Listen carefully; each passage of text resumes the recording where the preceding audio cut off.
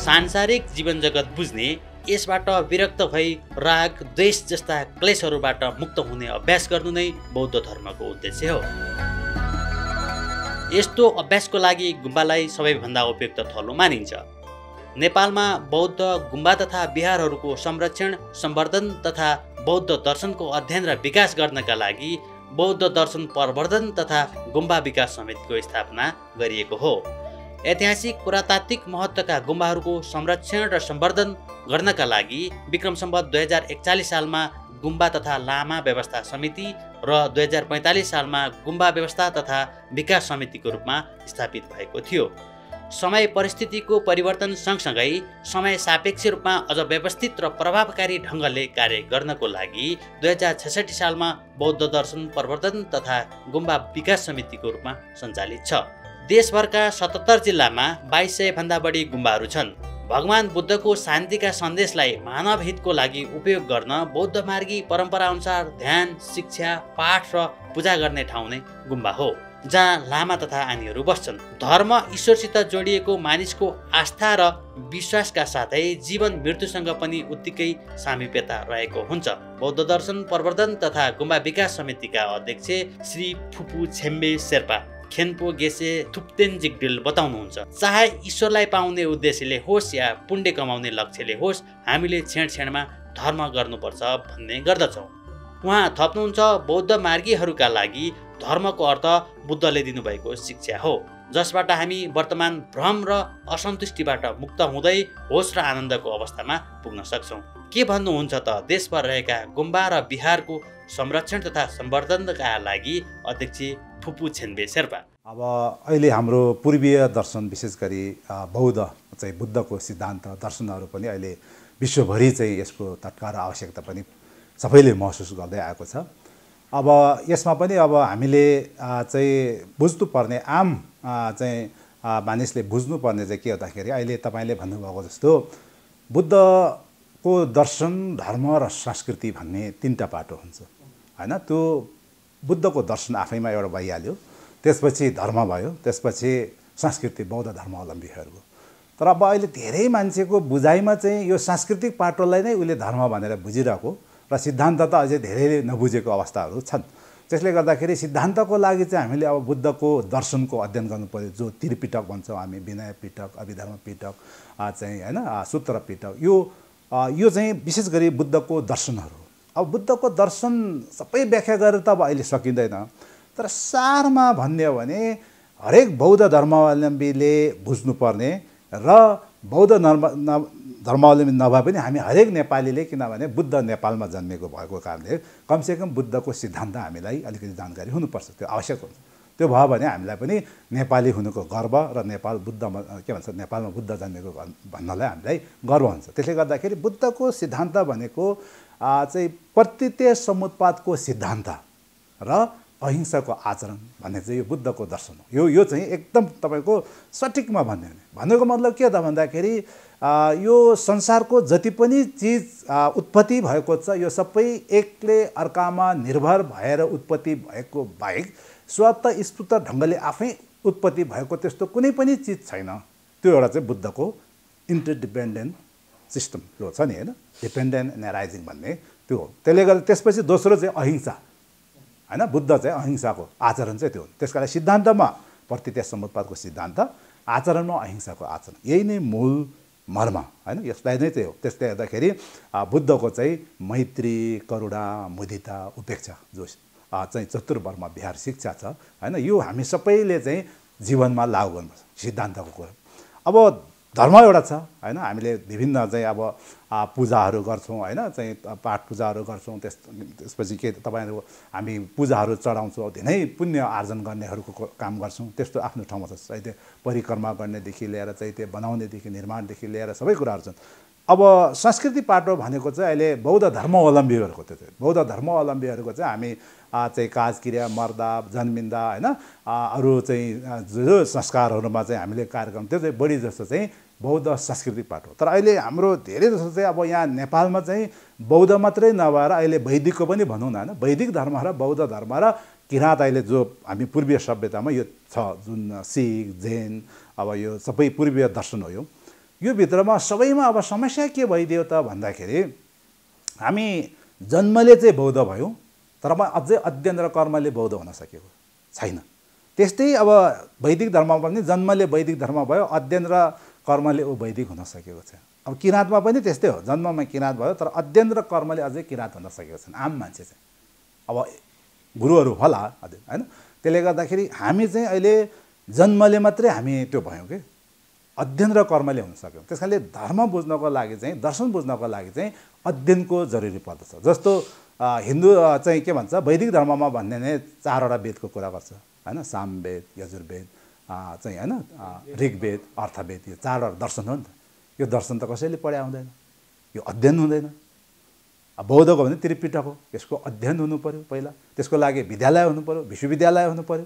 त्यो अध्ययन गरिसकेपछि त्यसलाई फेरि धर्म भनेको चाहिँ के हो त भन्दाखेरि अभ्यास गर्नु पर्यो।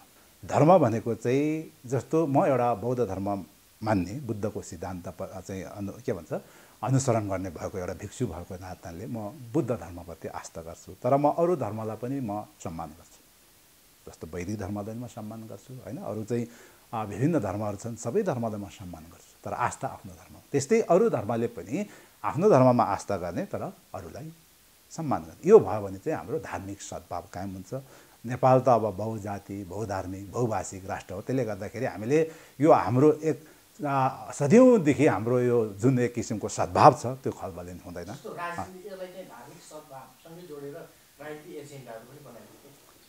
यस्तो हो, अब राजनीति र धर्म भनेको फरक पाटो हो। यो धर्मलाई कहिले पनि राजनीतिक एजेन्डा बनाउन हुँदैन। धर्म एकदम स्वतन्त्र र निष्पक्ष रूपले वैयक्तिक अधिकार हो, व्यक्तिको आफ्नो अधिकार हो। धर्म मान्न पनि सक्छ नमान्न पनि सक्छ होइन, त्यो आफ्नो अधिकारको हो। तर राजनीति त्यो धर्मसँग मिसिनु हुँदैन र धर्म पनि राजनीतिसँग मिसिनु हुँदैन। यो दुईवटा पाटो जसरी चाहिँ तपाईँले मैले भन्ने हो भने एउटा खोलाको दुईवटा किनारा हो, एउटा किनारा राजनीति हो एउटा किनारा धर्म हो र बिचको पानी चाहिँ खोला चाहिँ जनता हो। त्यो जनतालाई के गर्नुपर्छ भन्दाखेरि यो दुईवटा धर्म र राजनीतिले दुईवटा बाटोबाट छेक्दै छेक्दै लगेर यसलाई फेरि छोडिदियो भने त के हुन्छ भने यसले गाउँै तहस नहस पारेर सबै भत्काएर लान्छ।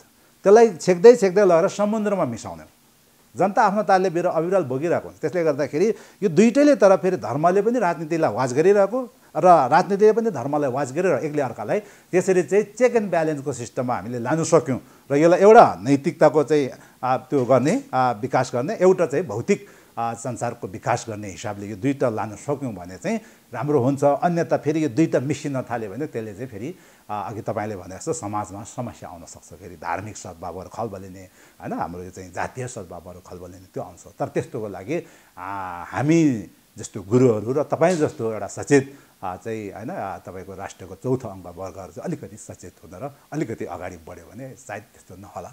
यो चाहिँ अहिले तपाईँको 2045 सालदेखि नै चाहिँ एउटा पहिला चाहिँ उच्च स्तरीय लामा समिति भनेर गठन भयो। त्यो बेला तत्कालीन अवस्थामा गृह मन्त्रालय अन्तर्गत थियो। त्यसपछि गुम्बा विकास समिति भनेर यो चाहिँ नामाकरण भयो। त्यसलाई चाहिँ पछि तपाईँको 41 सालतिर फेरि संशोधन भयो।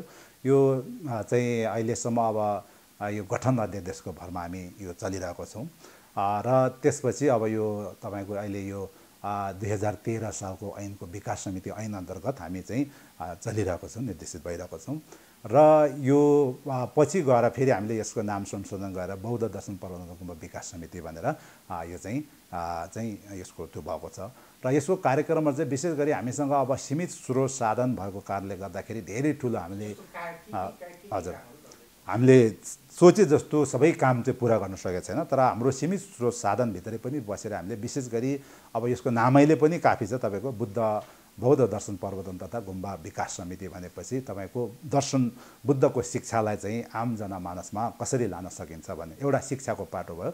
शिक्षाको पाटोमा अहिले पनि नेपाल सरकारले पनि अब 1 देखि 12 सम्मको चाहिँ गुम्बा शिक्षाहरू चाहिँ मान्यता चाहिँ मूलधारीकरण गरिसकेको छ सरकारले। त्यसपछि अब त्यही किताबहरूलाई चाहिँ हामीले गुम्बा व्यवस्थाबाट चाहिँ निःशुल्क वितरण गर्दै सबै विद्यालयमा पठन पाठन गराउने त्यो एउटा आफ्नो ठाउँमा छ। दोस्रो कुरो बौद्ध धर्मको प्रवचनहरू धर्मदेशनाको कार्यक्रमहरू विभिन्न ठाउँमा चाहिँ लाने। त्यसपछि गएर हामीले सांस्कृतिक पाटोमा चाहिँ कलाको क्षेत्रमा चाहिँ हामीले थाङ्गा तालिमहरू प्रशिक्षणहरू प्रदान गर्ने, मूर्ति तालिमको चाहिँ प्रशिक्षणहरू दिने। त्यसपछि हाम्रो अम्ची जो चाहिँ स्वाभाविक पद्धति छ त्यसको चाहिँ औषधि चिकित्सक विधिको चाहिँ अहिले यो त्यसको चाहिँ तालिमहरू दिने लगायत अनि त्यसपछि हामीले गुम्बा व्यवस्थापनको तालिमहरूदेखि लिएर विभिन्न कार्यक्रमहरू हामीले वार्षिक रूपमा यो योजना चाहिँ कार्यक्रम गर्दै आएको छौँ। तर त्यही पनि अघि मैले भनेको छु सीमित स्रोत साधनले गर्दा अझै व्यापक रूपले हामीले लान सकिरहेको छैन र यसमा हामीले पनि सरकारलाई पनि यसको ध्यान आकर्षण हामीले गर्दै आएको छौँ। 1000 वर्षभन्दा पुरानो गुम्बाहरू हैन, त्यसपछि गएर चाहिँ तपाईँको 500 वर्षभन्दा पुरानो र 100 वर्षभन्दा पुरानो र त्यसपछि कम गरेर जम्मा अहिले हाम्रो यो समितिमा दर्ता भइसकेको हालसम्मको चाहिँ आजको मितिसम्ममा चाहिँ लगभग 3036वटा गुम्बाहरू दर्ता भइसकेको छ हैन। हजुर, त्यो चारवटा क्याटेगोरीमा र त्यसमा चाहिँ अब 1000 वर्षभन्दा अगाडिको चाहिँ लगभग 30-40वटा गुम्बाहरू छन् हैन नेपालमा। त्यसैले एकदम यो के भन्छ पुरातत्त्व हिसाबले पनि यो गुम्बा चाहिँ एकदम संरक्षण गर्न आवश्यक देखिएको छ। विशेष गरी हिमाली भेगमा धेरै पुरानो गुम्बाहरू पुरातत्त्व हिसाबले पनि त्यसको संरक्षण एकदम तत्काल आवश्यकताहरू हामीले महसुस गरिरहेछौँ। अहिले चाहिँ हामी त्यसको चाहिँ एउटा डाटा पनि तयार गर्दैछौँ। त्यसको लागि एउटा चाहिँ अनुसन्धान गरेर त्यो के चाहिँ त्यस्तो खालको पुरातत्त्विक गुम्बाहरू कतिवटा चाहिँ जीर्णोद्धार छ भनेर हामीले त्यो छ। र त्यो भन्दा पनि अहिले हाम्रो 72 सालको भूकम्पले पनि हाम्रो जम्मा नेपालमा चाहिँ 1400 लगभग गुम्बाहरू चाहिँ क्षतिग्रस्त भयो। त्यसमा अब चाहिँ राष्ट्रिय के भन्छ पुनर्निर्माण प्राधिकरणबाट चाहिँ मर्मत सम्भार हुने पुनर्निर्माण हुने कुरा थियो, तर अहिलेसम्म पनि त्यो सकिरहेको अवस्था छैन। त्यसले गर्दाखेरि यो अहिले हामीसँग फेरि प्रत्यक्ष यसले त्यो पनि भएन। त्यो बेला खास गरी नै यो समिति अन्तर्गत हुनुपर्ने थियो, तर पछि निर्माणको भन्दा पनि हामीले चाहिँ 100 वर्षभन्दा पुरानो गुम्बाहरूलाई चाहिँ मर्मत सम्भारको लागि थोरै एउटा हामीले हैस्टे गर्ने। हाम्रो यहाँबाट विनियोजित रकमबाट त्यस्तो ठुलै मर्मत सम्भार हुने सम्भावना छैन। तैपनि एउटा अब चाहिँ आफ्नो जनताले त्यहाँ आफूले आफ्नो मेहनतले बनाएको पुरानो पुरातत्त्विक ऐतिहासिक गुम्बाहरूलाई चाहिँ कमसेकम राज्यको तर्फबाट त्यसलाई संरक्षण गर्नुपर्छ भन्ने हिसाबले एउटा चाहिँ हामीले पनि धेर थोरै एउटा चाहिँ सहयोग गर्दै आइरहेको चाहिँ छौँ। नेपाल सरकारबाट अहिले त्यस्तो चालु र आर्थिक गरेर जम्मा तपाईँको चाहिँ 7 चञ्चुन हुन्छ र त्यसमा चाहिँ तपाईँको चालुको गरेर बाँकी चाहिँ विकास खर्चमा चाहिँ तपाईँको हजुर 2-3 करोडभन्दा बढी चाहिँ तपाईँको हुँदैन। त्यसमा पनि अब नेपालभरिमा जीर्णोद्धार भएको धेरै गुम्बाहरू छन्। त्यसलाई हामीले चाहिँ छर्दै गयो भने त कनिका छर यस्तो पनि हुँदैन। त्यसले गर्दाखेरि एकदम हामी चाहिँ सिलेक्टेड त्यो गुम्बाहरूलाई पनि हामीले वार्षिक रूपमा कार्यक्रममा पार्दै आएको छौँ। यो राष्ट्रिय स्तरमा मात्रै नभएर अन्तर्राष्ट्रिय स्तरमा पनि यसलाई अलिकति प्रचार गर्नुपर्छ यो समितिको र यसको कामको लागि र बुद्धको दर्शनको लागि चाहिँ भनेर हामीले निकट भविष्यमै एउटा अन्तर्राष्ट्रिय बौद्ध सम्मेलन पनि गर्ने कि भन्ने हामीले एउटा जमर्को गरिरहेको छौँ। तर त्यसको लागि पनि फेरि अघि नै मैले भने जस्तो स्रोत साधन नेपाल सरकारबाट प्रदान भएको छ, नभएको होइन, तर त्यो पर्याप्त चाहिँ छैन। किनभने हामीले अन्तर्राष्ट्रियकरण भनिसकेपछि अब त्यही अनुसारको मापदण्ड अनुसार हामीले सम्मेलन गर्नुपर्छ। सम्मेलनको नाममा सम्मेलन गरेर त्यो उपलब्धि हुँदैन। हामीले चाहिँ यो चाहिँ आम चाहिँ प्रत्यक्ष रूपमा राज्यको स्तरबाटै चाहिँ एउटा आधिकारिक निकाय पनि हो। त्यसले गर्दाखेरि हामीले यो अन्तर्राष्ट्रिय स्तरमा राम्रोसँग यसको एउटा चाहिँ उठान गर्न सक्यो भने त्यस्तो सहयोग समस्याहरू नहोला जस्तो लाग्छ पछि भविष्यमा हामीले काम गर्नको लागि। अहिलेसम्म त्यस्तो चलन छैन यो, किनभने अघि भने यो सीमित हाम्रो एउटा नेपालभित्र मात्रै सीमित भएर बसिरहेको छ। यसले अन्तर्राष्ट्रियकरण यो समिति हुन सकेको छैन र यसको आफ्नै अधिकार क्षेत्रहरू पनि छन्। त्यसले गर्दाखेरि कति कुरा हामीलाई ऐन नीतिहरूले पनि हामीलाई चाहिँ अहिले हामीले एउटा यसको एक्सर्साइज गर्दैछौँ। हामी यो हाम्रो चौमासिकको अन्तिम चाहिँ चौमासिकमा हाम्रो पर्छ। त्यसले गर्दाखेरि हामीलाई अलिकति अन्तर्राष्ट्रिय भइसकेपछि हामीलाई 4-5 महिनाको हामीलाई तयारी पनि लाग्छ। त्यसले गर्दाखेरि हामी अन्तिम जेठ असारको चाहिँ असारभित्र हामी चाहिँ अन्तिमभित्र चाहिँ हामी यो सम्मेलन गर्ने तयारीमा जुटिरहेको छौँ र त्यसमा अब बढी जसो त बौद्धको देशहरू चाहिँ हामी त्यसलाई अवश्य समेट्छौँ। बाँकी अब अरू अहिले त अब बौद्ध देश मात्रै होइन, युरोप अमेरिकादेखि लिएर सबै देशहरूमा पनि अहिले बौद्ध दर्शनको चाहिँ एकदम विकास भइरहेको छ। त्यसले गर्दाखेरि हामी उहाँहरूलाई नि समेटेर अब त्यसमा पनि अब हाम्रो एउटा आफ्नो योजना आफ्नो लक्ष्य छँदैछ। तर मूल कुरोको चुरो भनेको अघि भने अर्थमा भर पर्छ। त्यसले गर्दाखेरि त्यसमा पनि होइन त्यो अन्तर्राष्ट्रिय राम्रोसँग भव्यसँग गर्ने भने त तपाईँको 5-10 करोड मजाले नै जान्छ। किनभने अब अन्तर्राष्ट्रिय सम्मेलन भनेपछि त्यहाँको आते जाते बसाइदेखि लिएर सबै कुरा हामीले बेहोर्नु पर्ने हुन्छ, किनभने यो अन्तर्राष्ट्रिय चलन हो। त्यसले गर्दाखेरि धेरै लाग्छन्। तर अब अहिले हामी त्यही अन्तर्राष्ट्रियकै लेभलमा हामी जान सकौँला नसकौँला, तर पनि हामी त्योभन्दा चाहिँ के भन्छ त्यही प्रतिस्पर्धामा नभए पनि जस अन्तर्राष्ट्रियको चाहिँ मापदण्डभन्दा धेरै कम नहोस्, बरु सङ्ख्या चाहिँ हामी निर्धारण गरेर त्यसरी चाहिँ हामी गर्ने एउटा लक्ष्य चाहिँ हामीले लिएको छौँ।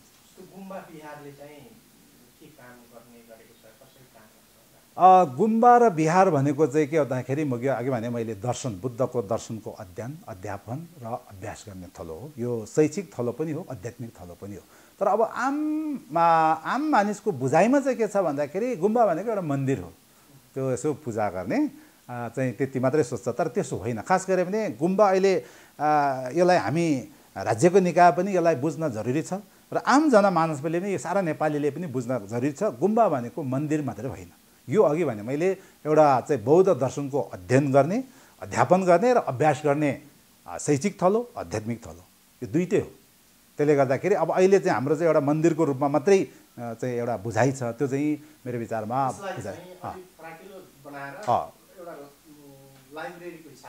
हजुर एकदम तपाईँले भने जस्तो एकदम यो विश्वविद्यालय जस्तो भने बौद्ध धर्मको अध्ययन गर्ने विश्वविद्यालयको रूपमा विकसित गरेर गुम्बाहरू लानुपर्छ र यो हुनुपर्ने पनि त्यही हो।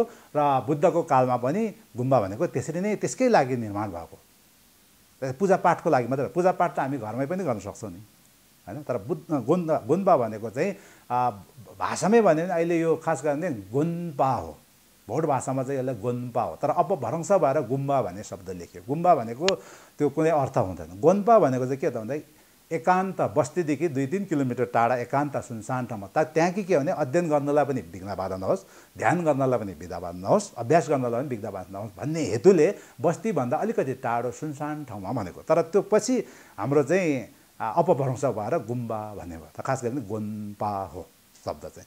जसरी अहिले अपभ्रंश चाहिँ मैले अब चाहिँ हाम्रो बौद्धिक वर्गलाई पनि मैले एउटा अनुरोध गर्नुपर्छ। कहिलेकाहीँ त्यो शब्द अपभ्रंश भयो भने त्यसले अर्थहीन हुन्छ। जस्तो अहिले धेरै ठुलो पत्र पत्रिकामा पनि मैले समय समयमा देख्ने गरेको छु, यार्सा गुन्पा भन्छ, यार्सा गुन्पा भन्छ। त्यो यार्सा गुन्पा भन्ने चाहिँ खास गरेर भोट भाषामा भने यार्चा गुन्भु भनेको। यार्चा भनेको बर्खा घाँस, हिउँदो किरा भनेको। तर त्यो अहिले अपभ्रंश भएर यार्सा गुम्बा लेखेको छ, त्यो त्यसको केही अर्थ हुँदैन। त्यसले गर्दाखेरि यो शब्दहरू भने चाहिँ त्यसरी अपभ्रंश भएर गइरहेको छ। त्यसलाई चाहिँ हामीले सही ट्र्याकमा चाहिँ ल्याउनुपर्छ जस्तो लाग्छ। म बुद्ध बन्छु भन्नुलाई त्यहाँ कुनै गलत छैन, किन हामी सबै बुद्ध बन्ने नै पर्छ, बन्ने हो। किनभने हामी सबैलाई बुद्ध भन्नु भनेको त्यो मूर्ति बन्नु भने होइन। तपाईँले बुद्ध भनेको के हो त भने पहिलो कुरो बुद्ध भने नै बुझ्नु। बुद्ध भनेको बोध हुनु, सबै कुराको ज्ञान भएर, निपुण ज्ञान भएर सम्यक सम्बोधिको ज्ञान लाभ गर्नलाई, बोध हुनुलाई, होइन, जागृत हुनुलाई चाहिँ बुद्ध भनिन्छ। बुद्ध भनेको कुनै एउटा फिजिकल फर्म होइन। त्यसले गर्दा हामी सबैले त्यो खालको हुनुपर्ने त छ। किनभने सम्यक अहिले हामी त अज्ञानताले चाहिँ, होइन, अज्ञानताले गर्दाखेरि त्रिविशको क्लेशले चाहिँ हामीलाई थिचिरहेको छ। त्यसले गर्दा म बुद्ध बन्छु भनेर बुद्ध धर्मको अध्ययन गर्नु, अभ्यास गर्नु र ध्यान गर्नु राम्रो कुरो हो। तर अब त्यसैलाई चाहिँ अपव्याख्या गरेर फेरि समाजमा विकृति फैलाएर त्यो गर्नु भनेको चाहिँ फेरि त्यो व्यक्तिको गल्ती हो, होइन, त्यो व्यक्तिको गल्ती हो। त्यसले गर्दाखेरि अब हामी सबै ज्ञान पूर्ण नभइसकेपछि कहिलेकाहीँ के हुन्छ भन्दाखेरि अङ्ग्रेजीमा एउटा भनाइ छ नि, little knowledge is dangerous to use भनेर। अर्ध शिक्षा चाहिँ प्रयोग गर्नु खतरनाक हुन्छ। त्यस्तै भएको चाहिँ हो कि जस्तो मलाई लाग्छ। धेरै गुम्बाहरूले अहिले बौद्ध दर्शनको 5 महादर्शन शास्त्र, 13 दर्शन शास्त्रहरूदेखि लिएर धेरै दर्शन महाशास्त्रहरू छन्। त्यसमा अध्ययन गर्ने, अध्यापन गर्ने, यहाँ चाहिँ विद्यावारिधि हुने सबै छन्, चाहिँ मास्टर डिग्रीदेखि लिएर, होइन, उपाध्याय आचार्य हुने छन्। तर अब के छ भन्दा राज्यबाट त्यसलाई अहिलेसम्म त्यो चाहिँ मान्यता नभइसकेपछि त्यो राज्यको चस्माले त्यसलाई त्यो देखेन र आम मान्छेले पनि त्यसलाई बुझेन। तर अध्ययन अध्यापन भयो छ, तर त्यो नदिने चाहिँ भएन। तर पछिल्लो चरणमा राज्यले पनि त्यसलाई महसुस गरेर अहिले लुम्बिनी बौद्ध विश्वविद्यालय बनाएर चाहिँ अहिले लुम्बिनीमा चाहिँ एउटा अन्तर्राष्ट्रिय विश्वविद्यालयलाई अगाडि लाने भनेर त्यहाँ एउटा पठन पाठन पनि एकदम सुरु भइसकेको छ। त्यसले गर्दाखेरि अहिले हामी पनि कहिलेकाहीँ लुम्बिनी बौद्ध विश्वविद्यालयसँग सहकार्य गर्दैछौँ, जस्तो छात्रवृत्तिको लागि, होइन, त्यहाँ पढ्ने, अध्ययन गर्ने, दर्शन गर्नेहरूलाई। अनि त्यसले गर्दाखेरि केही नभएको त होइन, तर पर्याप्त चाहिँ भएको छैन। बुद्ध दर्शन भनेको एउटा धर्म मात्रै होइन, यो एउटा आम मानिसको यो जीवन पद्धति हो। आम मान्छे सुख चाहने, खुसी हुन चाहने यो सबैको हाम्रो नैसर्गिक अधिकार पनि हो। हामी सबैले त्यो चाहना पनि छ र हामी सबैले खुसी हुने र सुखी बन्नु पाउने हाम्रो अधिकार पनि हो। तर त्यसको लागि अब अहिले राज्यका माथिल्लो निकायमा जो नीति निर्माणमा राज्य सञ्चालन गरेर बस्नु व्यक्तित्वहरू हुनुहुन्छ, उहाँहरूलाई मेरो विनम्र अनुरोध के छ भन्दाखेरि नेपालको शिक्षा पद्धति अब अलिकति यसलाई आमूल परिवर्तन अर्थात् ड्रास्टिक चेन्जमा ल्याउनुपर्छ कि जस्तो मलाई लाग्छ। किन भन्दाखेरि आधुनिक शिक्षाले चाहिँ बाहिरी संसारको विकास गर्छ हैन, विवेकको मात्रै विकास गर्छ तर हृदयको विकास गर्दैन। त्यसकारणले आध्यात्मिक शिक्षालाई पनि सँगै जोडेर आधुनिक शिक्षा र आध्यात्मिक शिक्षा सँगै फ्युजन गरेर पढाउन सक्यो भने अनि त्यो व्यक्तिको चाहिँ के हुन्छ भने हृदयको पनि विकास र विवेकको पनि विकास भयो भने अनि त्यसपछि त्यस्तो खालको नागरिक हामीमा भयो भने त्यसले देशलाई पनि योगदान गर्छ, विश्वलाई पनि योगदान गर्छ। आफू पनि शान्ति, अरूलाई पनि शान्ति, आफू पनि खुसी, अरूलाई पनि खुसी दिलाउँछ। त्यस कारणले आधुनिक शिक्षा मात्रैले चाहिँ के भने विवेक मात्रै विकास भयो, विवेक मात्रै विकास हुँदा के हुने भने त्यसले राम्रो नगर्न सक्छ, जस्तो एटम बम बनाउन सक्छ। त्यो किन विकास त उसको भयो नि त विवेकको त होइन। त्यसले गर्दाखेरि यस्तो कुरामा चाहिँ अलिकति हामीले राज्यबाट अलिकति त्यो भएर यो आध्यात्मिक शिक्षा भनेको धार्मिक रूपमा मात्रै नगएर यो भनेको एउटा आर्ट अफ लिभिङ भन्छ नि होइन, यसको चाहिँ एउटा जीवन जिउने कला हो यो बुद्धको सिद्धान्त भनेको। तपाईँ सुखी हुन चाहनुहुन्छ, खुसी हुन चाहन्छ भने यो दर्शन अघि भने अहिंसाको मूल मार्ग अध्ययन, त्यसपछि प्रतित्यम सिद्धान्तको चाहिँ प्रज्ञाको चाहिँ ज्ञान शिक्षा लिने, त्यसपछि अब व्यवहारमा चाहिँ तपाईँको चतुर्वर्म व्यवहार भनेर जस्तो मैत्री, करुणा, मुदिता, उपेक्षाको अभ्यास गऱ्यो भने सबै कुरा समाजमा ठिक हुन्छ। तर अब अहिले हाम्रो चाहिँ यही नैतिक शिक्षा भनौँ या आध्यात्मिक शिक्षाको कमीले यो खालि आध्यात्मिक शिक्षा के भन्छ आधुनिक शिक्षा मात्रै भयो। त्यसले गर्दाखेरि अघि भन्छ आधुनिक शिक्षाले चाहिँ मान्छेको मस्तिष्क विस्डमको चाहिँ डेभलप गर्यो तर हार्टको डेभलप गर्यो। त्यसले गर्दाखेरि इम्ब्यालेन्स भयो, डिसब्यालेन्स भयो। यो कुरालाई हामीले अलिकति अब यो फेरि नेपालमा किन यसको चाहिँ आवश्यक पनि छ भन्दाखेरि बुद्ध नेपालमै जन्मेको, बुद्ध यो मात्रै होइन, शाक्यमुनि बुद्ध मात्रै होइन, योभन्दा अगाडि अरू बुद्धहरू पनि नेपालमै लुम्बिनीमा जन्मनु भएको र अरू भविष्यको बुद्धहरू पनि नेपालमै जन्मिनेछ। त्यसले गर्दाखेरि नेपालको यो एउटा जिम्मेवारी पनि हो जस्तो लाग्छ मैले यसको पहल गर्न। अब किन विश्वलाई नेतृत्व दिने र यो शिक्षाको ज्ञान दिने चाहिँ नेपालको काँधमा अब अहिलेको समयमा यो अभिभारा आइपरेको जस्तो पनि मलाई लागेको छ। अब महत्त्वपूर्ण कुरा त यहाँले धेरै प्रश्नहरूमा जिज्ञासामा राखिसक्नु नै भएको छ, तर मलाई लागेको मैले अहिले धेरै ठाउँमा भन्ने गर्दैछु हामी एउटा भौतिकवाद र अध्यात्मवादमा एक किसिमको द्वन्द्व भनौँ न, शीत होइन, शीत युद्ध जस्तो छ मैले आफ्नो विश्लेषणमा। भौतिकवादले पनि अध्यात्मवादलाई नकार्ने र अध्यात्मवादले पनि भौतिकवादलाई नकार्ने, तर यो अतिवाद चाहिँ दुवै पक्षमा राम्रो होइन। यो भौतिकवादले पनि अतिवाद राम्रो होइन, आध्यात्मिकवादले पनि अतिवाद होइन। बुद्धको सबैभन्दा दर्शनमा उत्तम दर्शन भनेको माध्यमिक मध्यम मार्ग चाहिँ हो, मिडल वे। त्यसले गर्दा हामी दुवै पक्ष चाहिँ आध्यात्मिकवाद र भौतिकवाद अब भन्यो भने फेरि त्यही हो कुरा तपाईँको यो आधुनिक यो साइन्स होइन, आधुनिक विज्ञान र आध्यात्मिक यो दुईवटा सँगै आउनुपर्छ।